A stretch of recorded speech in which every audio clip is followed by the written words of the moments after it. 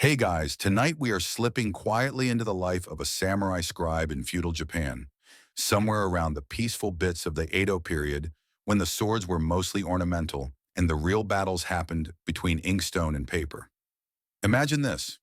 You wake up to the faintest pink glow sneaking through the paper shoji, the air smells faintly of tatami and last night's charcoal, and the only sound is a single crow complaining about the hour somewhere beyond the garden wall. You kneel by the low wooden washstand, the one your grandfather made from leftover cryptomeria when the castle needed repairs after that typhoon nobody talks about anymore. The water in the chozubachi came from the well before dawn, carried up by the kitchen boy who still has pillow crease marks on his cheek. It is so cold it feels like a mild betrayal. You scoop it with a hinoki dipper, pour it over your hands, and the shock travels straight to your shoulders. Good. Awake now. Afternoon duties are nearly over, and the day has been merciful.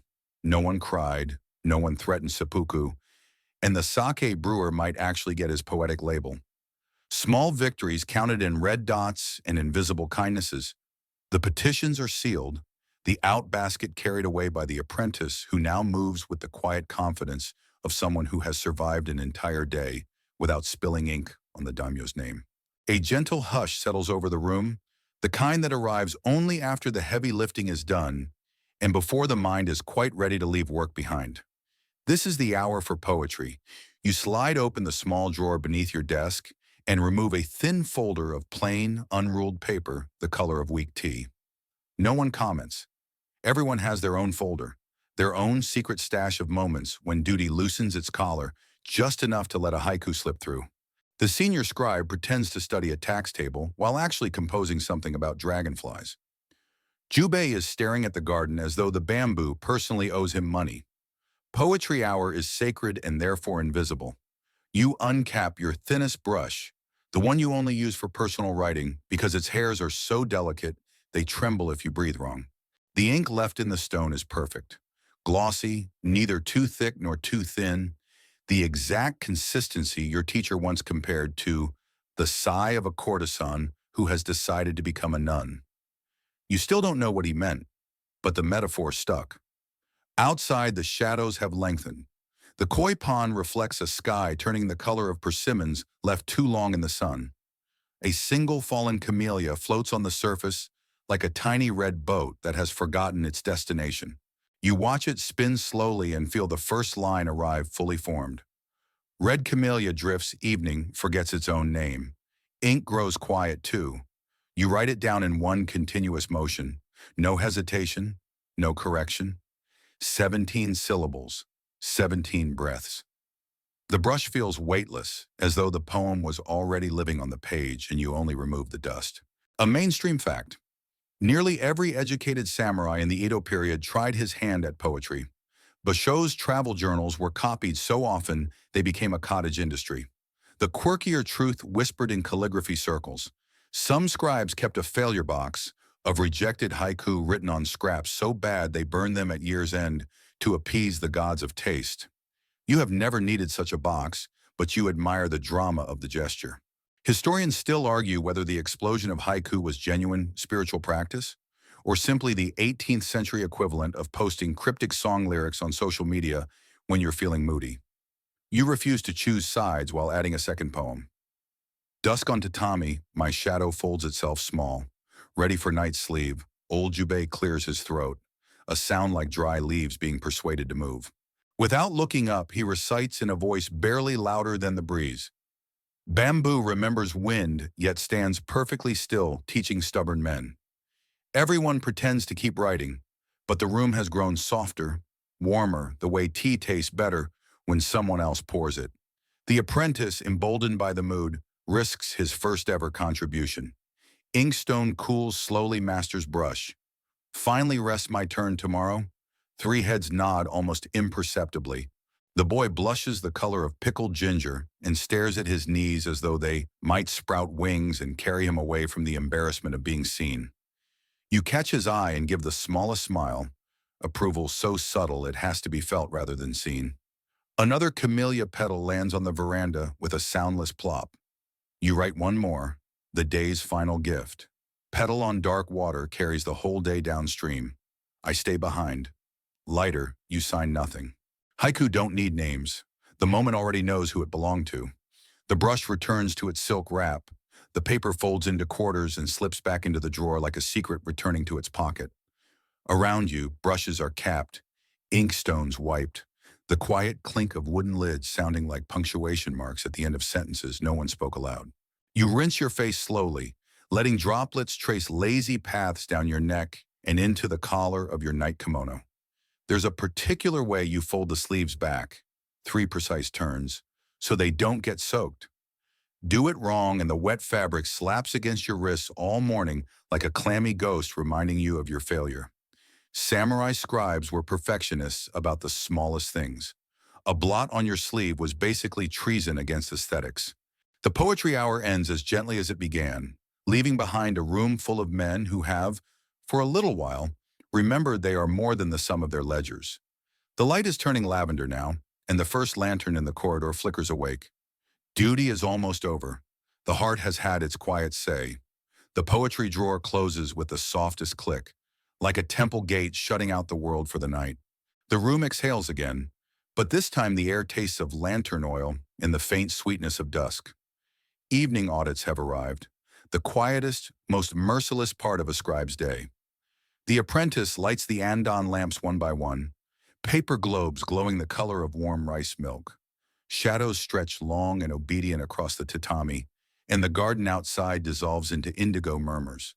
You open the final ledger of the day, the crimson-bound secret accounts book that only 3 people in the domain are allowed to touch: the daimyo, the chief retainer, and you, because someone has to balance the numbers the daimyo prefers not to see in daylight. The cover is plain, almost shabby, which is the point. Nothing screams important like looking unimportant. Inside, the entries are written in a private shorthand your predecessor invented after too much sake and not enough trust. Dates in lunar cycles, amounts disguised as measurements of charcoal or incense, names replaced by classical poem references. Tonight's task is to reconcile the incense for Southern Temple, code for bribes to Osaka merchants, against the charcoal for winter relief. Money quietly funneled to retired retainers who lost everything in the Great Fire of '89. The numbers must balance to the last rin, or tomorrow morning someone will ask gentle questions with very sharp eyebrows. A mainstream fact: every domain kept at least 2 sets of books, one for the shogunate inspectors, one for survival. The quirkier truth that never appears in textbooks: some scribes moonlighted as unofficial spies, slipping coded reports into these same ledgers. In 1743, a scribe from Satsuma hid an entire warning about a planned rebellion inside rice yield margins. The plotters were arrested before the ink dried. The scribe received no reward, only an extra winter blanket and a quiet nod from a man who never gave his name. You sometimes wonder if tonight's charcoal entries will one day save someone's grandfather. Historians still argue whether these secret accounts were proof of systemic corruption or simply the grease that kept the rigid Tokugawa machine from seizing up entirely. You keep both possibilities in mind while adding a column that, to the untrained eye, looks exactly like a record of roof tiles. Old Jubei is working on the opposite page, his brush moving in tiny crab-like strokes. He pauses, squints, and without looking up, murmurs. The Southern Temple is 3 months short again. Translation: someone in Osaka pocketed the difference. You make a note in the margins shaped like a tiny crescent moon. Your private code for investigate later, gently. Jubei nods once, satisfied. 2 old crows sharing crumbs of treason. The lamps flicker whenever a night breeze finds the shutters. Somewhere in the castle, a watchman's wooden clappers go clack-clack, announcing the hour of the ox. The sound is distant, comforting, like a heartbeat you don't have to produce yourself. Your wrist has settled into the familiar dull ache that means tomorrow you'll soak it in hot water and pretend you're not 37 going on 70. One final entry, a small transfer to the Widow's Rice Fund. Real this time, no code. You remember the petition from this afternoon, the sword with the Sekigahara nick. You add an extra 2 Rio and mark it as Temple Incense Surplus. The daimyo will never notice, and the boy will eat this winter. Mercy disguised as arithmetic. You close the crimson book, tie the cord twice, and press your personal seal into the soft wax. a tiny circle containing the character Jing, quiet, fitting. The ledger returns to its hiding place behind a false panel that looks exactly like every other panel, except to fingers that know the grain by heart. Jubei does the same with his volume. Neither of you speaks. Some silences are contracts. The lamps are turned low now, wicks trimmed to the barest gold threads. You brush your teeth with a frayed willow twig and powdered clamshell. The taste is faintly oceanic and chalky, like licking a very polite seashell. Historians still argue whether toothbrushing was widespread among commoners, or if it was mostly a samurai affectation, borrowed from Chinese court hygiene manuals. Either way, you do it because the alternative is smiling at your lord, with teeth the color of old roof tiles, and nobody wants that diplomatic incident. The room smells of cooling ink and the faint sweetness of secrets settling down to sleep. Evening audits are complete. Another day balanced on the edge of a brush, another small constellation of hidden kindnesses tucked between columns of charcoal and lies. You roll your shoulders once, feel the ache bloom and fade, and allow yourself the tiniest private smile in the dark. You step out of the administrative hall into air that has turned cool and velvety, the kind of evening that feels like silk sliding across bare skin. The sky is the deep indigo of sumi ink just before it dries, and the first few stars are testing the waters, blinking on one by one as if shy about being seen. Lanterns along the castle paths glow like low floating moons, their paper sides painted with the daimyo's crest in soft gold that looks almost liquid in the dusk. Your get-a-clack once, twice, then settle into the slower rhythm of homeward. The castle town has folded itself into quiet. Shutters closed, dogs asleep under porches, only the faint smell of supper fires still drifting between the tiled roofs. Somewhere a baby cries once and is hushed so quickly you wonder if you imagined it. The day's tension loosens in your shoulders the way a tightly wound scroll finally relaxes when the cord is cut. You pass the night watchman leaning against a gatepost, lantern on the ground beside him like a faithful dog. He lifts two fingers in lazy salute. You return the gesture, and for a moment the two of you are simply men who have survived another day of someone else's peace. The village lane welcomes you back with the smell of wet earth and late-blooming Nikko maple. Fireflies drift above the rice paddies, tiny green lanterns that seem to follow you out of politeness. One lands on the edge of your sleeve, pulsing gently, as if checking your pulse to make sure you're real. You walk slowly so you don't disturb it. Home appears at the bend. Low eaves, paper windows glowing soft amber, the faint curl of smoke from the irori promising warmth and something savory. You pause at the gate to remove your formal howry. No need to bring the castle's weight across your own threshold. The firefly lifts off, circles once in silent thanks, and vanishes into the dark. Inside, the genkin smells of cedar and roasted barley tea. Your wife has laid out evening clothes, a plain gray cassode, and a yukata, the color of rain-soaked bamboo. You change in the dim light, rolling the day's stiffness out of your shoulders as the soft cotton settles against your skin like forgiveness. The main room is quiet except for the gentle pop of the irori and the low murmur of your daughter reciting tomorrow's kanji practice under her breath. She is 9, all elbows and concentration, hair still damp from her bath. When she notices you, she starts to leap up, remembers manners, and folds herself into a proper bow instead. You ruffle the top of her top knot anyway. Some rules are made to be broken at home. Supper is simple and perfect. Clear broth with wakame that uncurls like green calligraphy in the bowl. Grilled sardines no longer than your finger. Simmered kabocha, squash that tastes of sunshine stored since autumn. And a small dish of salt pickled eggplant, the color of twilight. Your wife ladles, you sit. The three of you form a small triangle around the low table that has held every ordinary miracle of the last decade. Conversation is soft, almost underwater. The lotus root was crisp today, you offer, the highest compliment one can give kitchen staff without seeming overly emotional. Your wife smiles into her bowl. The cook will be pleased. Your daughter asks if scribes ever write poems about sardines. You tell her Basho once wrote about a frog jumping into a pond, so a sardine is not impossible. She considers this with grave seriousness, then eats the sardines head first to prove her courage. A mainstream fact, by the late Edo period, even modest retainer families ate better than most European peasants, thanks to rice stipends and kitchen gardens? The quieter truth, some wives kept a secret husband's favorite jar, extra strong barley miso, or tiny dried fish stolen from the castle kitchen, save for evenings when the audits ran long and the face coming home looked older than it should. Tonight you taste that jar in the broth and feel your eyes sting for no reason at all. A quirky detail your senior once let slip. Some scribes added a pinch of ground deer antler to the powder because an almanac claimed it strengthened the spirit through the gums. You tried it once, tasted like regret and forest floor. Never again. You move on to your hair. It's long, tied back in a regulation top knot that has to sit exactly 1 sun above the hairline, measured with a ruler every new year, no exceptions. Historians still argue whether the rigid gender roles of the time were oppressive tradition or simply the only way a society without police could keep itself from flying apart. You watch your wife refill your bowl without being asked and decide the question is too large for one small supper table. The meal ends with weak roasted tea and 2 rice crackers shared 3 ways. Your daughter yawns, a small cat-like sound, and is sent off to futon with a promise of one more chapter of Genji read aloud tomorrow. The room settles into the hush that belongs only to families who have nothing left to prove to each other.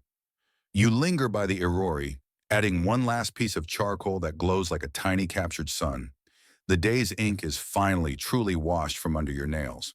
The dishes are whisked away with the soft efficiency your wife has perfected over years of never letting a guest or a husband hear water splash twice. The irori settles into a low, steady heartbeat of coals, its glow painting the room in shifting copper and shadow. You kneel on the cushion that has molded itself to your knees like an old dog that refuses to sleep anywhere else. And for the first time all day, you let your shoulders drop completely. Your daughter's sleepy voice drifts from the next room, asking the darkness if fish dream of flying. Your wife answers that, of course they do, but only on nights when the moon is full and the tide is kind. The answer is nonsense and perfect. You smile into the fire and feel the last knot of the day loosen somewhere behind your sternum. A small lacquered tray appears beside you. 1 tiny cup of sake, warmed just enough to release its fragrance, and 2 dried persimmons so soft they look like tiny amber lanterns. Your wife kneels opposite, pours for you first, a courtesy she still performs even after all these years. Then for herself. The sack is the batch you helped carry home from the village brewer last winter, the one he insisted had rested under snow for 3 full moons. It tastes like quiet celebration in the memory of cold fingers. You lift the cup.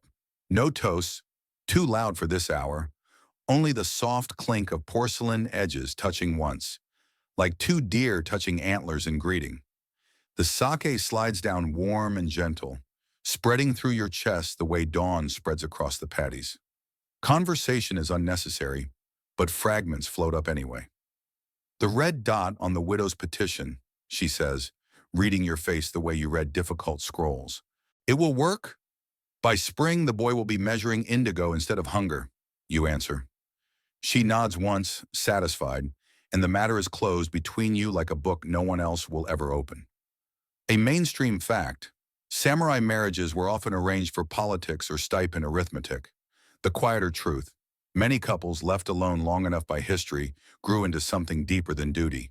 You watch the firelight catch in the fine lines beside her eyes, lines earned from laughing at your terrible puns when no one else was listening, and decide historians can keep their facts. She reaches into her sleeve and produces a folded square of paper. Unfolded, it is the haiku you slipped into her comb box this morning before leaving. Morning camellia falls before I can name it, still beautiful. She has added beneath it, in her smaller, rounder hand, evening camellia rests against your collar. Now still beautiful, you feel your throat tighten the way it does when a brushstroke lands more perfectly than you plan. Neither of you mentions it again. Some poems are complete the moment they are read aloud in silence. The coals pop once, sending up a tiny galaxy of sparks that die before they reach the ceiling. Your daughter's breathing has settled into the slow, even rhythm of deep sleep. The house itself seems to exhale, tatami creaking softly as the night chill makes the wood remember it is alive.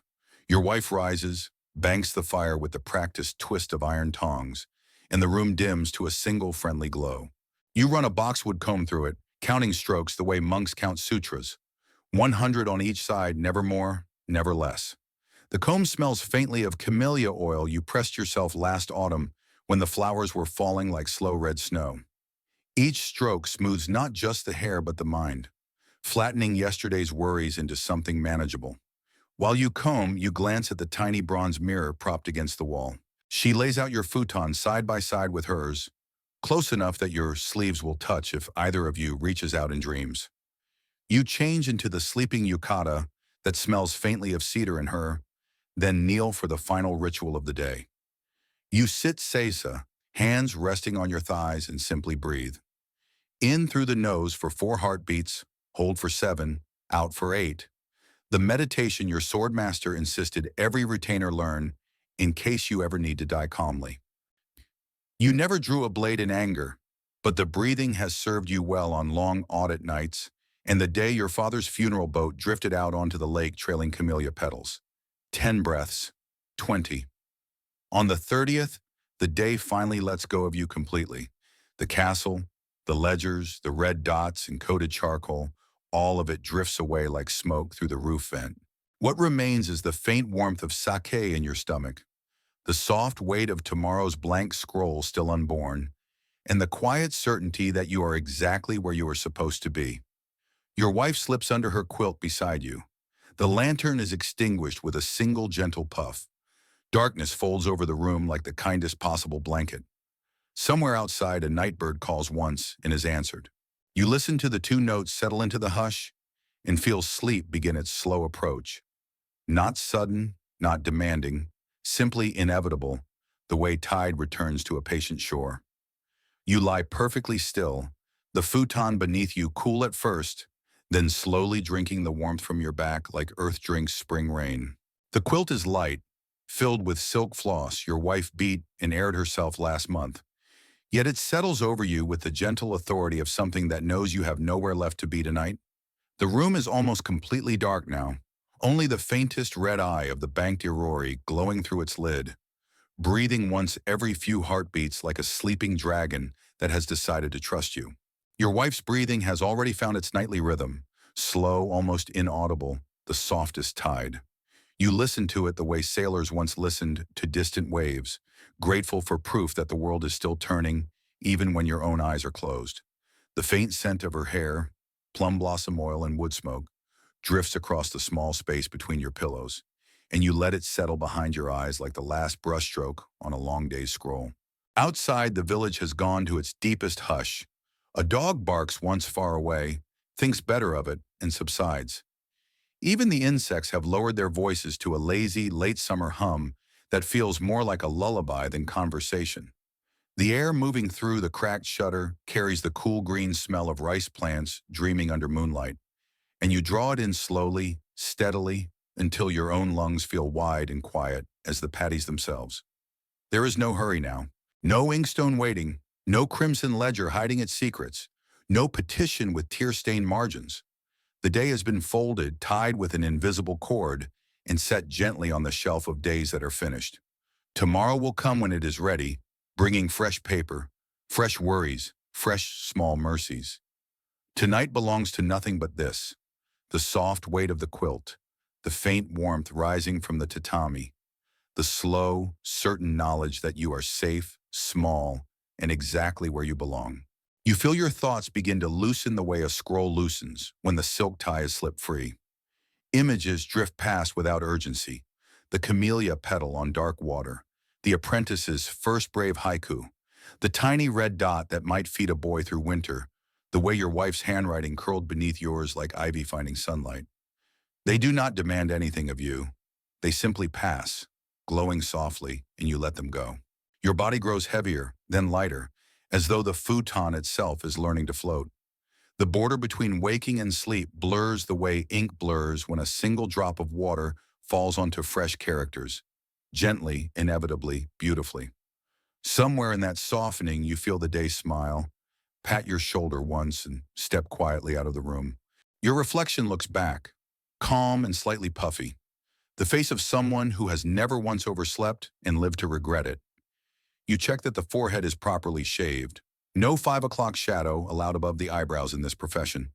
A single stray hair up there is the equivalent of showing up to work in mismatched socks. In the 17th century, that could genuinely get you laughed out of the calligraphy circle, and laughter was worse than seppuku. The last thing you notice is the faint pressure of your wife's little finger brushing yours under the shared quilt. No grand gesture, just the smallest possible reminder that even in sleep you are not alone. You answer with the same tiny pressure, a conversation too quiet for words. Then the tide comes in, warm and slow and endlessly kind. It lifts you, carries you, sets you down somewhere wide and wordless, where even the idea of ink has forgotten its own name. The Aurore's red eye dims to a single coal, then to nothing at all. Somewhere far away, a night bird calls once more, but you are already past the place where sound has meaning. You are drifting on the dark water now, light as a fallen petal, carried by a current older than castles, older than paper, older than worry. Everything is very, very quiet, and you sleep. You rinse your mouth one last time, spit neatly into the slop bucket, and feel the ritual settle over you like a clean robe. Clean hands, clean mouth, clean thoughts, ready to serve. The whole process has taken maybe 7 minutes, but it feels like you've already lived a small, tidy lifetime before the roosters have even warmed up. Somewhere down the corridor, you hear the soft shuffle of your wife laying out breakfast. She moves like a cat who has studied etiquette manuals. You catch a faint whiff of simmering miso and feel your stomach give a polite, restrained growl. Almost time. You stand, roll your shoulders once, and let the morning cold finish its job of chasing away the last fog of sleep. The day is waiting, quiet and inevitable, the way mountains wait for clouds. You slide the shoji open just enough to slip into the main room, and the scent of breakfast greets you like a gentle hug from someone who knows you're not a morning person. The Aurora is already glowing a soft orange, the kettle murmuring to itself. On the low table sits a single black lacquered tray, one bowl of steaming white rice, one bowl of miso the color of storm clouds, a tiny dish of pickled radish the shade of sunrise, and a grilled ayu fish no longer than your palm. Eyes staring at the ceiling with the resigned expression of someone who lost a bet with a fisherman. You settle cross-legged on the cushion your mother embroidered with tiny cranes the year you passed the calligraphy exam. The tatami sighs under your weight the way old friends sigh when you show up on time. Everything is arranged in perfect goju no to pattern. Rice on the left, soup on the right, pickles in the middle, fish at 12 o'clock. Symmetry is next to godliness in this house. You probably wouldn't last a week in this life, because the moment you rolled over for 5 more minutes of sleep, your entire household would lose honor, and you'd be politely asked to disembowel yourself before breakfast. Kidding. Mostly. So before you get comfortable, take a moment to like the video and subscribe, but only if you genuinely enjoy what I do here. And while you're tucking in, drop a comment with where you're listening from and what time it is there. You pick up the cedar chopsticks, whisper the briefest itadakimasu under your breath, because even gratitude has to be quiet before 6:30, and start with the miso. It's made from AKA miso your family ferments in the backyard cedar keg, and it tastes faintly of earth and patience. One sip and you can almost feel last year's soybeans forgiving you for everything you're about to write today. The rice is koshi hikari from the daimyo's own fields, each grain polished until it gleams like moonlight on snow. You scoop a mouthful and chew exactly 32 times, the way your etiquette teacher drilled into you with a bamboo ruler and existential dread. Chew less and you're a barbarian. Chew more and you're showing off. 32 is the Goldilocks of mastication. The grilled ayu is crisp outside, soft inside, and tastes like river water, and charcoal had a very polite baby. You eat the head first because wasting it would be rude to the fish, the river, and 3 generations of ancestors who are probably watching from somewhere with clipboards. A mainstream fact everyone knows. Samurai diet was mostly brown rice and vegetables, with fish or poultry on special days. What fewer people mention is the quirky custom some scribes had of hiding a single dried plum in the bottom of the rice bowl on the first day of each month, for luck. You find yours today, a tiny purple surprise like a secret wink from the universe. You smile into your bowl so no one sees.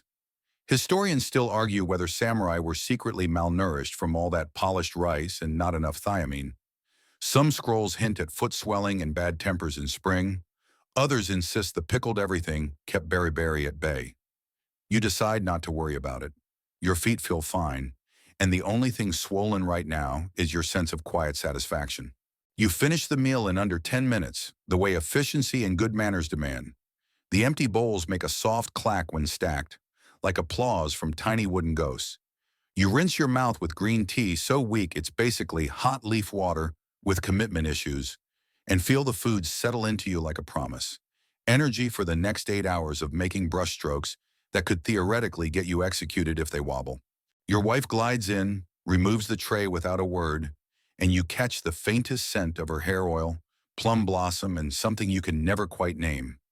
You almost say thank you, but in this century that would be weirdly intimate before noon, so you just nod. She nods back. Marriage goals. The sun is properly up now, spilling gold across the paper doors like someone knocked over a lantern full of honey. Your stomach is full, your mind is clear, and the day stretches ahead of you like a fresh scroll waiting for the first perfect drop of ink. You rise from the breakfast table with the soft rustle of a man who knows every sleeve movement is being judged by invisible ancestors. Time for the ceremonial armoring up that is, in fact, just getting dressed, but in 17 layers and with the gravity of a Shinto priest putting on the garments of a god. First, the under kimono. Plain white silk so thin it feels like wearing a cloud that's given up on life.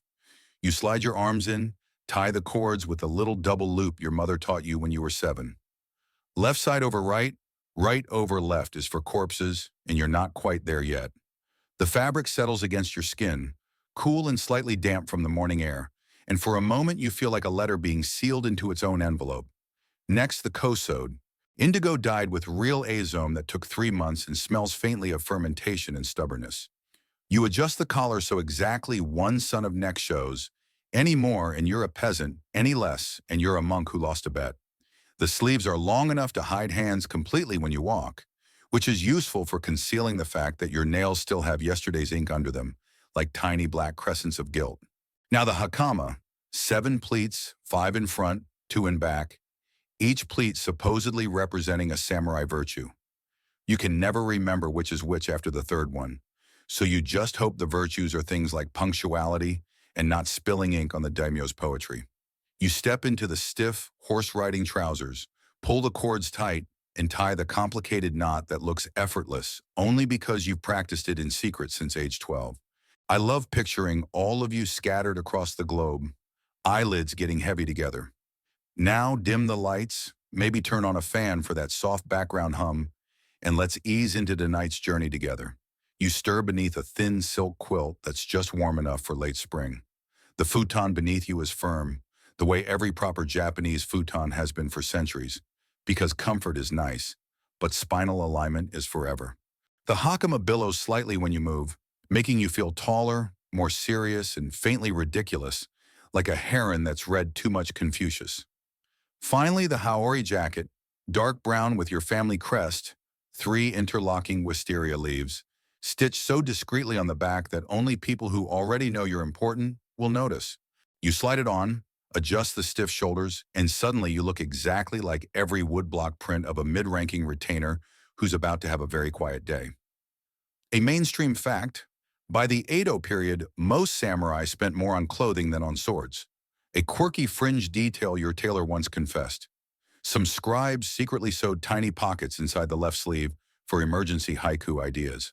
You check yours, still empty today, which either means you're uninspired or mercifully free of sudden poetic urges. Historians still argue whether the elaborate dress code was meant to bankrupt warriors and keep them docile, or whether it was just the 17th century version of business casual gone catastrophically overboard. You suspect both. You give yourself one last look in the bronze mirror. The reflection staring back is calm, symmetrical, and slightly resigned, like a man who has accepted that today he will again tie 37 knots before breakfast is fully digested. Your top knot sits exactly where it's supposed to, the shaved forehead gleaming like polished wood. You allow yourself the tiniest private smile. You look competent, good enough. You step into your geta on the Genkan stone, the wooden clogs clacking once like a starting pistol nobody else can hear. The morning air kisses the sliver of exposed neck between collar and hairline, a reminder that you're alive and overdressed for the weather. Somewhere a cicada is already complaining about the heat that hasn't arrived yet. You pause at the gate, turn once to bow toward the house. Your wife will pretend not to notice from behind the shoji, but you both know the ritual.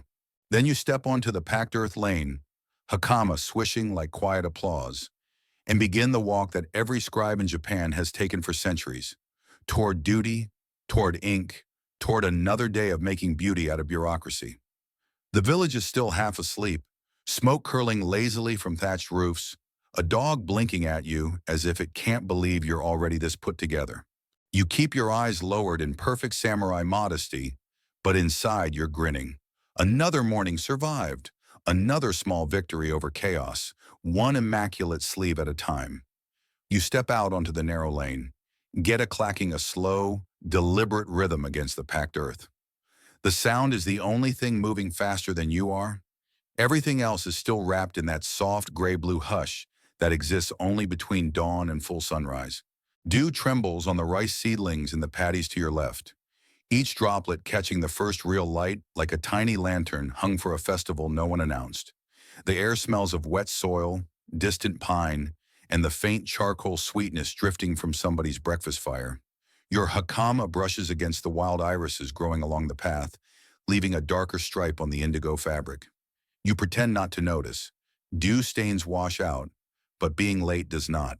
The road curves gently between low stone walls topped with moss so thick it looks like green velvet someone forgot to dust. Every few paces you pass a wooden mile marker carved with the daimyo's crest and a Buddhist prayer for safe travels. You nod at each one out of habit, the way modern people nod at their phone screens. A farmer leading an ox bows so low his forehead almost grazes the dirt. You return a smaller, dignified tilt, exactly 12 degrees because anything deeper would imply equality, and anything shallower would imply you think you're the shogun. Social geometry at its finest. The mist is starting to lift in slow, theatrical curtains, revealing the castle town ahead like a stage set someone is unveiling just for you. Your room is small, barely 8 tatami mats, and every inch of it whispers restraint. A single scroll hangs on the wall, a poem by Fujiwara no Teika that you copied yourself last winter when the ink kept freezing in the well.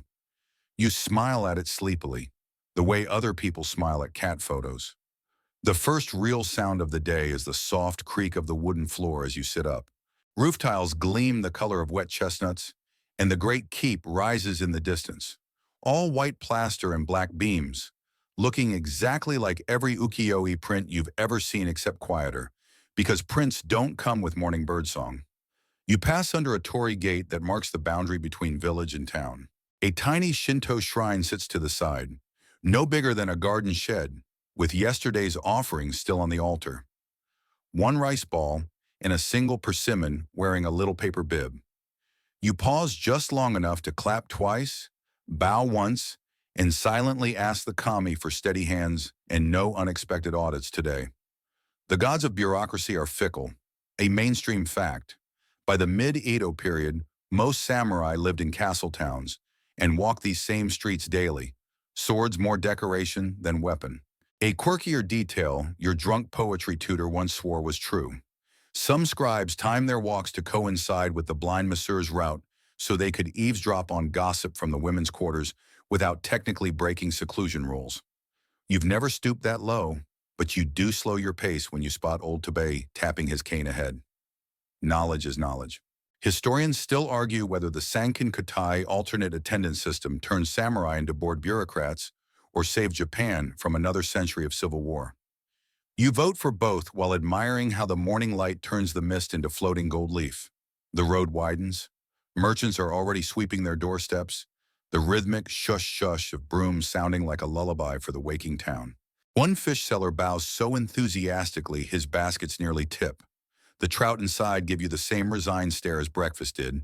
You nod back, keeping your hands hidden in your sleeves the way etiquette demands when you're not actually buying anything.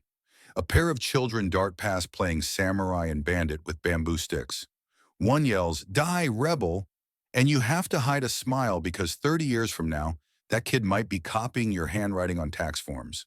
The circle of life is weirdly specific in Japan. The castle moat appears, dark and still, reflecting the sky like a second calmer heaven. Carp drift beneath the surface, orange ghosts too lazy to beg for crumbs this early. You cross the wooden bridge, geta echoing hollowly, and feel the subtle shift. Village noises fade, castle discipline begins. Guards at the gates salute with spears that haven't seen blood in 2 generations. You return the gesture with the barest lift of your chin, enough respect, not enough to suggest you think they're your equals. Beyond the gate, gravel paths wind between storehouses and low barracks. Cherry trees line the way, still holding a few stubborn petals that drift down like slow pink snow whenever the breeze remembers its job. One lands on your shoulder. You leave it there for luck.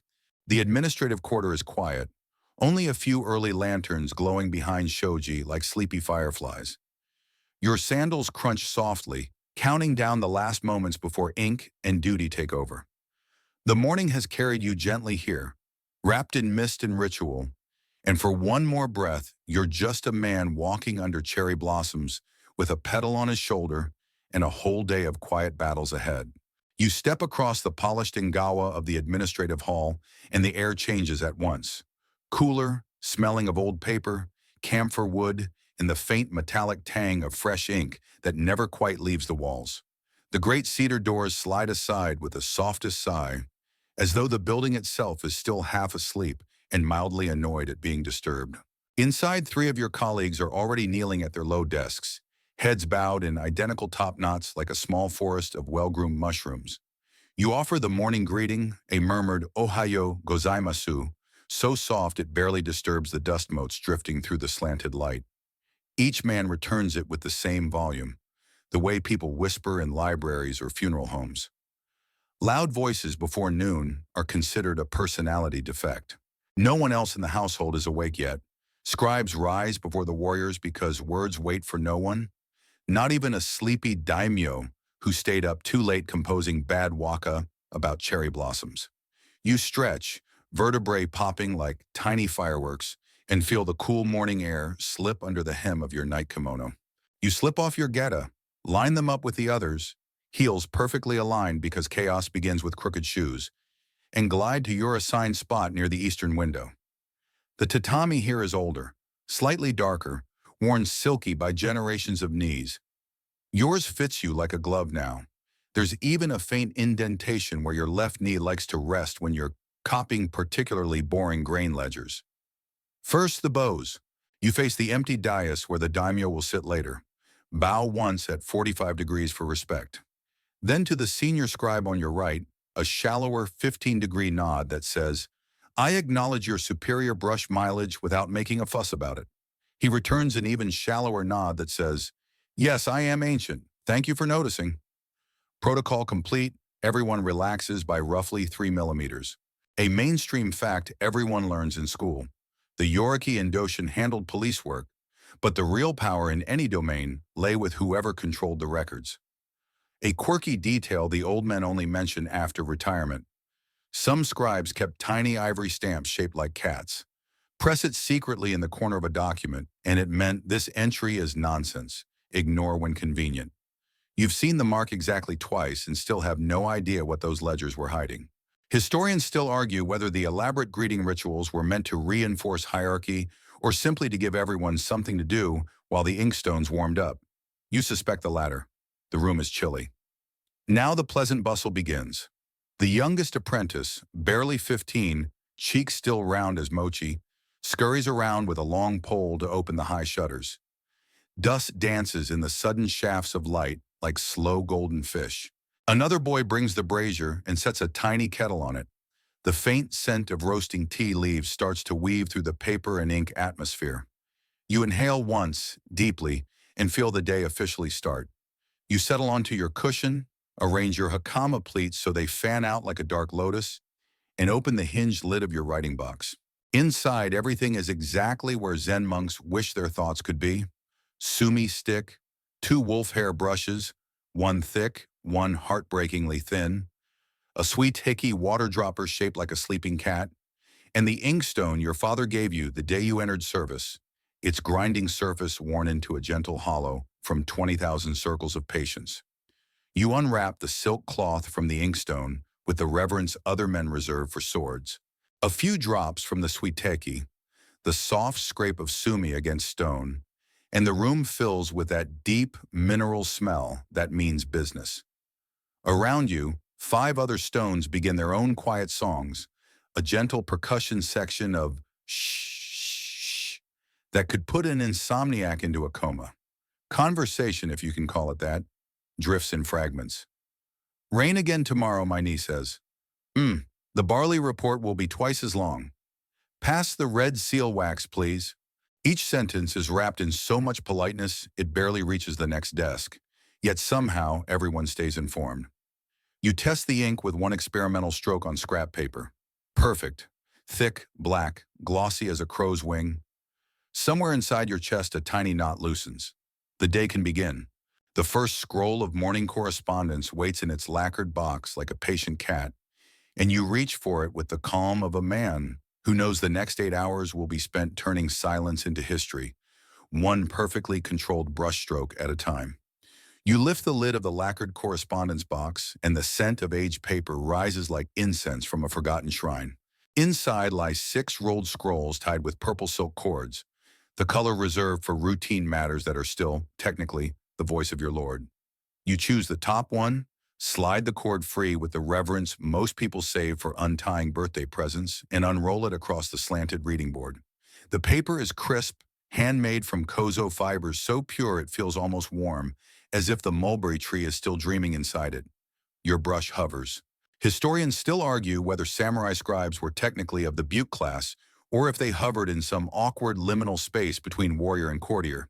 But right now, at 5 in the morning, you're mostly just a human who really wants to stay horizontal.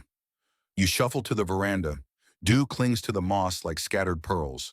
Somewhere in the distance, a temple bell gives one low, lazy gong that feels like it's telling the sun to hurry up. The first stroke of the day is sacred. Mess it up and the entire document is ruined. And ruined documents have a way of becoming gossip that lasts longer than cherry blossoms.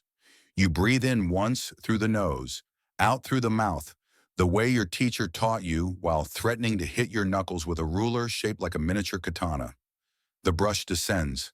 Black ink blooms across the paper like midnight opening its eyes. Today's first task is to prepare the clean copies of yesterday's outgoing letters. 2 invitations to a tea ceremony, 1 polite refusal of a marriage proposal, the girl's family owns too much rice and not enough manners, and a gentle reminder to the intendant of Kazuki Province that his tax shipment is now 43 days late, and the daimyo's patience is as thin as autumn ice. You copy each character with the slow devotion of a monk illuminating a sutra, because in this room, bureaucracy is religion. A mainstream fact, the standard Edo period administrative script was kaisho block style for clarity, but senior scribes were allowed gyosho semi-cursive once they proved they could make it legible after 3 cups of sake. You earned that privilege last spring and still feel smug about it on quiet mornings like this. While your hand moves, your mind drifts to a quirky detail your colleague once discovered in the archives. In 1729, a scribe in Sendai accidentally wrote the character for rice with 1 extra stroke, turning an entire province's tax report into lice. The error was caught before anyone lost their head, but the corrected scroll still has a tiny red circle around the mistake and a marginal note that simply reads Zhao, flee, followed by a doodle of a very ashamed insect. You glance over at old Master Jubei. He swears his grandfather drew that flea.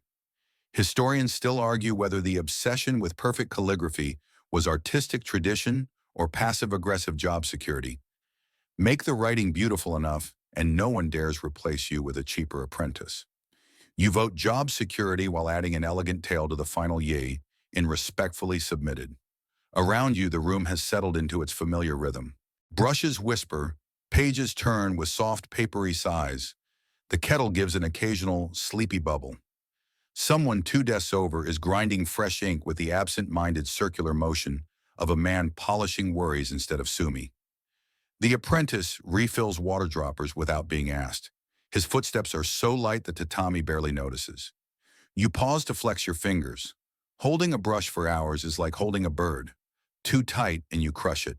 Too loose and it flies away mid-character. Your knuckles pop softly. Across the room, Yubei looks up and meets your eyes. Without a word, he slides a small tin across the floor. You open it. Two sugared ginger slices shaped like tiny maple leaves. Morning bribe accepted. You nod gratitude and feel the sweetness melt across your tongue like a secret. The fourth letter is a land survey confirmation. You copy measurements so precise they include the width of a fox's paw print that apparently crossed the boundary stone last winter. Someone in the surveying team has a sense of humor. You copy the paw print exactly, adding the tiniest flourish to one claw because foxes deserve style too. By the time you tie the last purple cord, the sun has climbed high enough to paint warm rectangles across the tatami. Your stack of finished scrolls sits neat and glossy, smelling faintly of fresh ink and quiet triumph. The morning correspondence is complete. Another small mountain of words move from pending to eternity. You roll your shoulders once, listen to the soft crackle of joints, and feel the gentle satisfaction of a man who has already earned his lunch before most people have finished complaining about breakfast. You set the morning correspondence aside in its lacquered tray, purple cords aligned like obedient soldiers, and reach for the thick ledger that smells faintly of cedar shavings and last year's anxiety. This is the Caricho, the estate inventory book, bound in dark blue cloth stiff enough to stand up on its own if you propped it against a wall and asked nicely. Opening it feels like opening a sleeping dragon's eyelid, slow, respectful, and with the quiet hope it won't notice you're counting its teeth.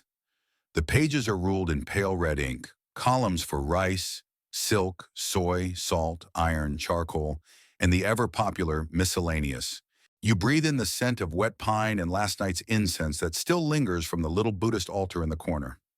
Mainstream history loves to tell you that samurai were all about the katana and glorious death. But for every one of those guys, there were a dozen like you whose greatest battlefield wound came from a paper cut earned while copying tax records. You dip your thicker brush, the one with the slightly rebellious wolf hairs that refuse to lie flat, and begin transferring yesterday's warehouse reports into the master record. Each number has to be perfect. A single miscopied zero could accidentally bankrupt a village, or worse, force the daimyo to drink slightly cheaper sake next festival season. A mainstream fact every schoolchild learns. The Tokugawa shogunate ran on rice measured in koku, and one koku, about 150 kilograms, was theoretically enough to feed one person for a year.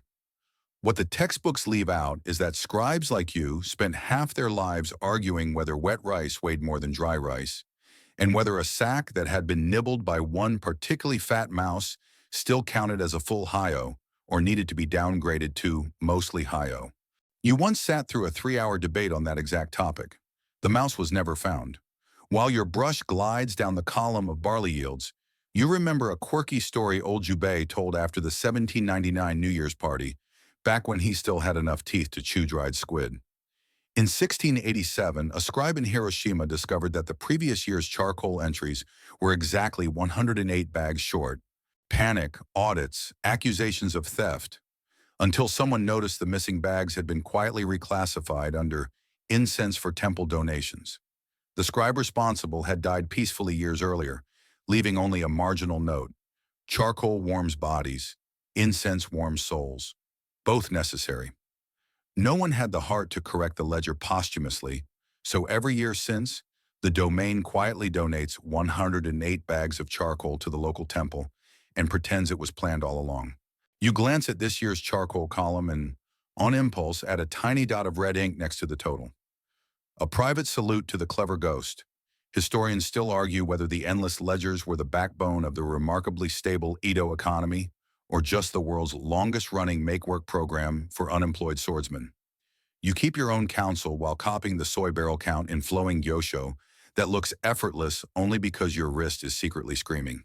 Across the room, the apprentice sneezes once, a tiny apologetic sound, and immediately looks terrified that the vibration might have jogged someone's brush. Everyone pretends not to notice. That's mercy in this office.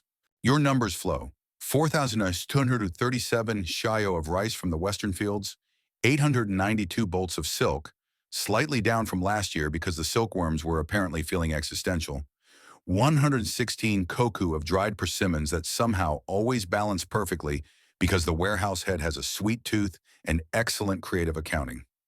You write each figure twice, once in kanji, once in the old-style Arabic numerals the Portuguese left behind like unwanted souvenirs, because tradition and paranoia both demand it. Halfway down the page, the ink on your brush starts to feel heavy, the way legs feel heavy after climbing a long flight of stone steps. You pause, roll the handle between your fingers, and let your eyes drift to the garden beyond the open shoji. A single white butterfly is dancing with the bamboo leaves, drunk on sunlight. You envy it for exactly 3 heartbeats, then return to the salt column. Duty is duty, and butterflies don't have to reconcile the mesoledger. By the time the lunch bell, a soft wooden clapper, struck once, the gentlest wake-up call in history, echoes from the corridor, you have wrestled 3 months of warehouse chaos into neat black rows that look as calm as a Zen rock garden.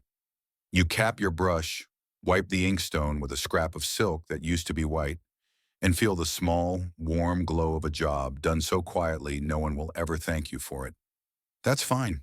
The numbers thank you by balancing, and in your world, that's applause enough. The lunch clapper fades, and the room exhales all at once. 6 men roll their shoulders in near-perfect unison, like a very polite flock of crows stretching after a long morning of ominous perching. The apprentice appears with a stack of nested cedar bento boxes tied in indigo cloth. Moving so quietly you only notice him when the faint scent of grilled mackerel reaches your nose. A quirky little tidbit your teacher once whispered after too much sake. Some scribes kept a secret stash of dried persimmons under their desk for emergencies. Not for hunger, for ink. If the inkstone ever cracked in winter, you could chew a persimmon, spit the pulp into the well, and keep writing without anyone noticing you'd improvised. Classy, right? You linger on the veranda a moment longer, letting the chill wake you properly. The sky shifts from ink black to the color of weak green tea. He places 1 box in front of each scribe, bows at exactly 30 degrees, he's been practicing, and vanishes as if he were never more than a well-mannered breeze. You untie the knot with the same care you use for official scroll cords, because knots have feelings too, apparently. Inside, 2 perfect triangles of rice topped with a single Yum plum like a tiny red sun, a piece of mackerel glazed until it shines like lacquer, a slice of rolled omelet the color of late afternoon, some simmered bamboo shoots, and a little compartment of pickled lotus root that looks like pale wagon wheels. Someone in the kitchen loves you today. You carry the box out to the veranda that overlooks the inner garden. The other scribes follow in a quiet procession, hakama swishing like tall grass in a lazy wind. No one speaks for the first 3 minutes of lunch. Eating is serious business, and conversation would only get in the way of flavor. You settle on the polished floorboards, legs dangling over the edge, just enough that your gaita hang an inch above the moss. A warm breeze carries the smell of pine and distant rain. Somewhere below, koi drift under the little arched bridge, mouths opening and closing like they're practicing speeches they'll never give. You bite into the mackerel. The glaze cracks sweetly, the flesh flakes, and for one perfect moment, the entire Edo period feels worth all the paperwork. A mainstream fact: samurai were supposed to eat simply, but by the Genroku era, most castle towns had secret gourmet cultures that would shame modern foodies. The daimyo's chef once smuggled yuzu from Shikoku inside hollowed-out Buddhist sutras to avoid import taxes. True story, allegedly written on the inside of one of those sutras in very small calligraphy. A quirky detail you noticed last spring: the kitchen staff press a tiny maple leaf pattern into the omelet on the first day of each month. Today there it is, faint but unmistakable, like the kitchen is whispering, "Autumn is coming, slow down." You smile into your rice. Historians still argue whether the rigid lunch hour was designed to prevent gossip or to make sure everyone's blood sugar stayed high enough to finish the afternoon ledgers without committing ritual suicide out of sheer boredom. You vote blood sugar. Old Jubei sits 2 meters away, eating with the slow dignity of a man who has outlived 3 inkstones and most of his enemies. He catches your eye, lifts a bamboo shoot in a tiny salute, and says the first full sentence anyone has spoken in 10 minutes. "The lotus root is crisp today." High praise.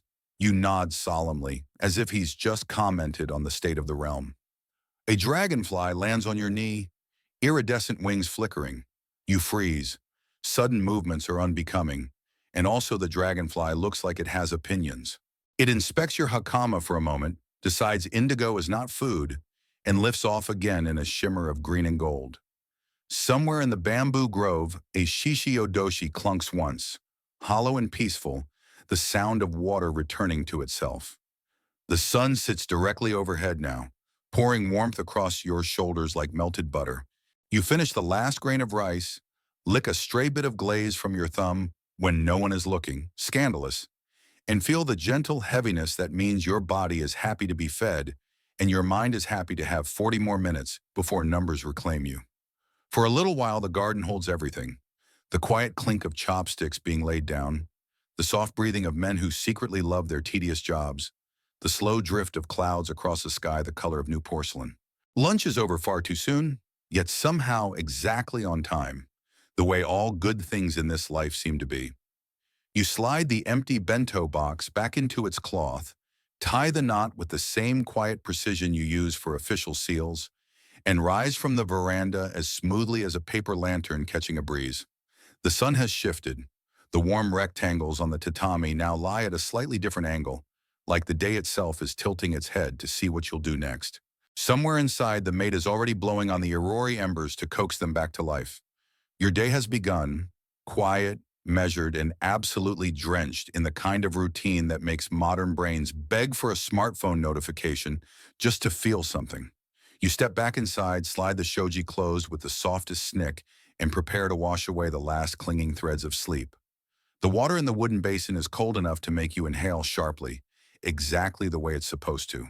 The other scribes drift back inside in the same unhurried procession, hakama whispering secrets to the floorboards. The afternoon session begins with petitions. A small mountain of them waits in a rattan basket lined with faded brocade. Folded sheets of cheap Mino paper, edges rough as a farmer's hands, each one carrying the hopes, complaints, or desperate creativity of someone who believes a scribe might actually listen. You lift the first. The ink is watery, the characters wobbly, but the message is clear. A village headman begging for a 3-month delay on the silk tax because half the mulberry groves were eaten by deer that came down from the mountain like hungry ghosts. Someone has drawn a tiny deer in the margin, complete with sad eyes and what might be tears. You feel your mouth twitch. You unfold the next. A widow asking permission to sell her late husband's short sword to pay for her son's apprenticeship with a dye master. The sword is described in loving detail, length, curve, even the tiny nick on the blade from the Sekigahara campaign. You can almost hear her voice trembling between the lines. A mainstream fact. The petition system was one of the few legal ways commoners could appeal directly to domain authorities, and scribes were the gatekeepers. What fewer textbooks mention is that certain scribes developed secret codes. A tiny red dot in the upper right corner meant, "This one deserves mercy." A blue slash meant, "Forward to the magistrate with urgency," and a doodle of a frog meant, "The writer is clearly drunk, archive and ignore." You check the widow's letter. No frog. Good sign. Historians still argue whether the petition process was a genuine safety valve for discontent or just an elaborate theater that let the bakufu pretend it cared. You keep your opinion to yourself while reaching for fresh paper, the color of moonlight. Your task now is to summarize each plea in formal language, strip away the emotion, and transform raw human messiness into something a busy daimyo can read in 30 seconds without spilling his tea. You begin with the deer-eaten mulberry groves. Most humbly, it is reported that in the 3rd month, the deer of Mount Takamine descended in unusual number and did consume the tender leaves of the mulberry, thereby reducing the prospective cocoon yield by 4 parts in 10. The villagers beseech a deferral of the silk levy. Your brush moves in steady gyosho, each stroke calm and merciless. The sad-eyed deer disappears, replaced by measured percentages and polite conditional verbs. You feel a small pang, but sentiment never paid anyone's taxes. The widow's letter is harder. You copy the sword's description exactly. The daimyo collects blades and might recognize the lineage. Then add a single sentence of your own invention. The undersigned humbly suggests that the blade be purchased for the castle armory at fair valuation, thereby preserving family honor and providing for the boy's future. You place a tiny red dot in the corner, so small only another scribe would notice. Mercy disguised as efficiency. One petition is almost comical. A sake brewer requesting permission to name his new brew Morning Haze because customers keep falling asleep in the shop, and he thinks it's good advertising. You draft the reply with a straight face, recommending approval on the grounds that it encourages contemplative appreciation of the product. Ikra Jubei glances over, reads your draft, and actually snorts, an event so rare the apprentice drops his inkstone lid. By the time the stack is reduced to neat summaries and the outbasket is full, the light has turned golden and syrupy. Your wrist aches in the familiar, satisfying way that means you've wrestled chaos into order again. The petitions, some granted, some deferred, one gently laughed away, will travel upward through layers of bureaucracy until they reach someone with the power to say yes or no. You've done your part, turning heartbreak, greed, and occasional drunken whimsy into tidy black characters that look serene on the page. You cap your brush, wipe a stray smudge from the desk's edge, and allow yourself one quiet exhale.